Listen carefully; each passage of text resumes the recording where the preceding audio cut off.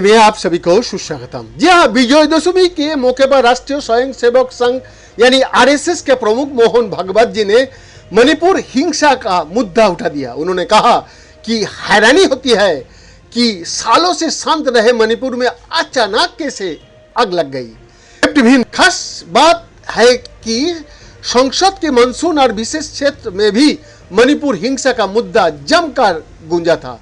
विपक्ष इस मामले में प्रधानमंत्री नरेंद्र मोदी से बयान देने की मांग कर रहा था।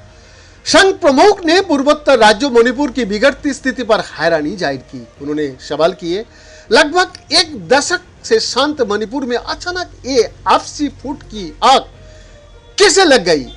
क्या हिंसा करने वाले लोगों में सीमा पार की अतिवादी भी थे? अपने अस्तित्व को भविष्य के प्रति आशंकित मणिपुरी मेतई समाज और कुकी समाज की इस वापसी संघर्ष को सांप्रदायिक रूप देने का प्रयास क्यों और किसके द्वारा हुआ? उन्होंने आगे कहा, वर्षों से वहां पर सबकी समदृष्टि से सेवा करने में लगे संघ जैसे संगठन को बिना कारण इसमें घसीटने का प्रयास करने में किसका निहित स्वार्थ है? इस सीमा क्षेत्र में नागा भूमि और मिजोरम के बीच स्थित मणिपुर में ऐसी अशांति और अस्थिरता का लाभ प्राप्त करने में किन विदेशी सत्ताओं को रुचि हो सकता है? भागवत ने पूछा, क्या इन घटनाओं के कारण परंपराओं में दक्षिण पूर्व एशिया की भू राजनीति का भी कोई भूमिका है?